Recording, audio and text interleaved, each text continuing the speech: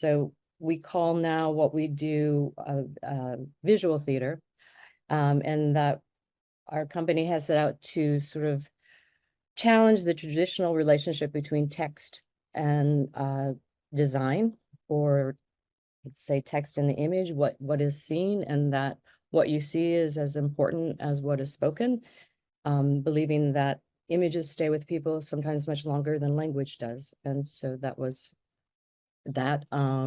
So we started working in New York City, and have been going for the last 20 years.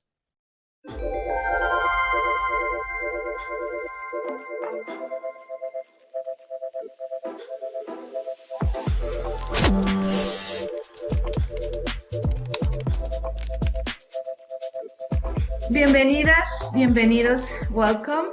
I'm Cristina Vázquez, founder and director of Contenidos Artísticos. And this is the 5th episode of our webcast, Escena Cross-Border.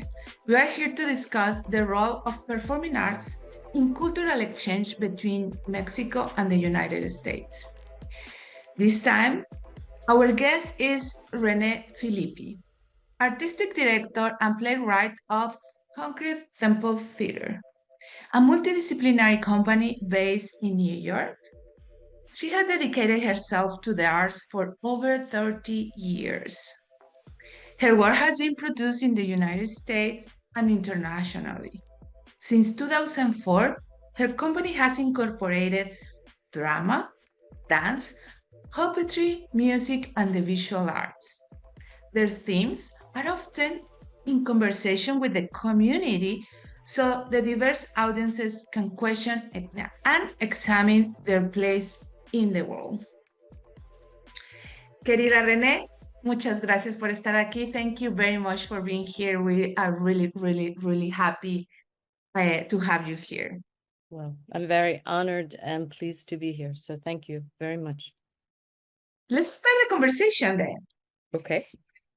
Can you tell us about the history of the company and its purposes? Sorry. Oh, well, as you stated, we started the company in 2004.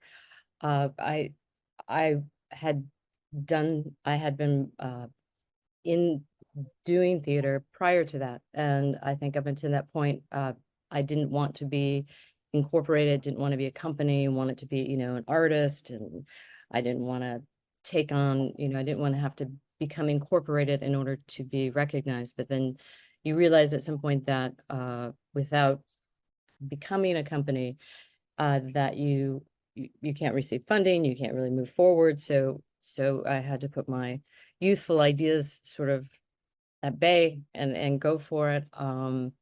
I often joke that Carlo, at that point in my life, so Carlo Adinolfi is sort of my co-artistic director, and we run the company together. I do more of the administrative, executive director sort of functions, as well as I'm the writer and director, while Carlo is a designer, a performer, and also he's more our treasurer. He was a math major, advanced math major, so he's very good with numbers. So it is by default.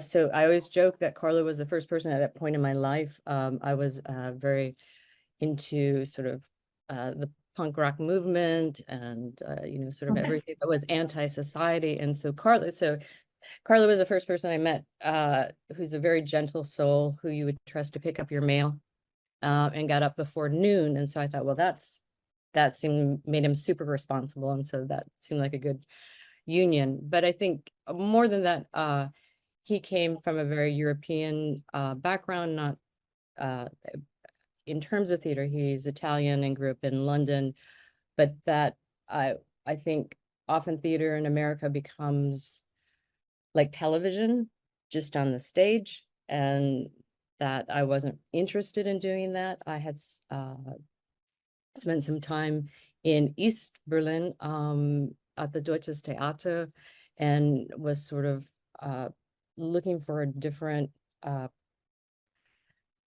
way to do theater. And so we call now what we do visual theater, and that our company has set out to sort of challenge the traditional relationship between text and design, or let's say text and the image, what is seen, and that what you see is as important as what is spoken, believing that images stay with people sometimes much longer than language does. And so that was that. So we started working in New York City, and have been going for the last 20 years.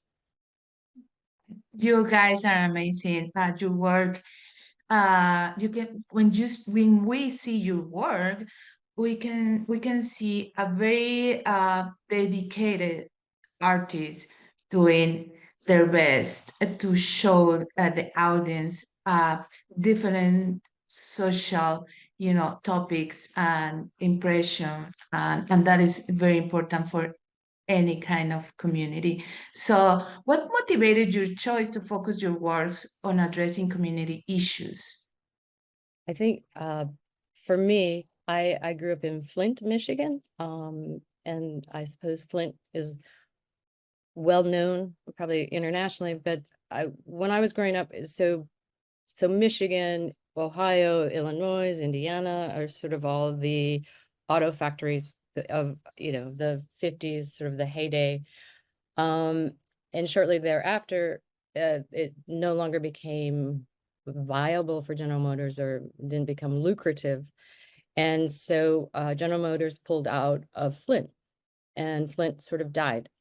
And if you go to Flint now, there are miles of concrete that now trees have grown up through, and sort of nature tries to reclaim it. But one of the reasons there's all the concrete is because they weren't responsible for the soil if they left the concrete. I don't know who came up with that insane clause, but that is why there's just concrete throughout downtown Flint. And so the city's ravaged. And then when I was going to school, it was, people dropped out all the time so that they could get a job in the shop because it paid more. And then when General Motors pulled out, you have a huge uneducated population who don't have an idea of how to make themselves happy, how to have fulfillment. I would say fulfillment, maybe happy is not the right word. And at the same time became very steeped in like labor history. I mean, it's all, Flint is the birthplace of the UAW. Mhm. So there's there's that back, it's all about the people. So that's how I grew up. And I suppose I carried that with me, that it's about the community, and always wanted to change the world. I I just thought everybody did want to change the world, because that's what we want to do, for the better, not change it for the worse. And when I was young, I thought, oh, I'd be president of General Motors, because I thought that, and then you realize no. And then I was president of the UAW, and I'm like, no. And so, I mean, I think when I was studying, I became very interested. Yeah, the theater of revolt is sort of was French. It came out of like Ibsen and Beckett. But that idea that theater could be a place of revolution, that you didn't have to burn cars in the street, but you could you could make a difference through your art. And I suppose that's what sort of has led us to this point. Social justice, Social, probably. yeah, And in this same topic, last year we have a Concrete Temple Theater. You guys made its debut in Mexico last year, yes. uh, at the festival Cervantino, Festival Internacional Cervantino. It was an amazing experience for everybody, not just for the kids, because some of Concrete Temple theater work is for kids or family Yeah. audiences. Uh, for everybody, it was an amazing experience. Could you share your insights and experience about that? Because I think, especially Guanajuato, which is a very unique city, Mm. and also in this huge and important festival, how would your experience, not just for you, Renee, for the whole company, for the members, for Carlo, for your work. I think it was very magical. It was, I think we felt almost like coming home in a way. I mean, we so felt that we belonged, and we were so embraced that that it was just amazing. I think, and maybe I'm Italian American, and Carlo is of course Italian. We often joke about that, but there's something about I suppose family, spirituality, or maybe mysticism, and of course food, that there seemed to be a real simpatico between us. And I mean, we've just felt connected, and so we felt very respected, and it was really it was a highlight, I think, for us in our careers and in presenting. I mean, we just we felt that the people felt us, and that's amazing. Yeah, and it wasn't just to perform an amazing piece, by the way, Pack Rat. And this piece, by the way, is about the climate change. It's a beautiful piece, and you guys are amazing because they record the narrative, the narrator in Spanish, so the kids can listen in Spanish and not just in English.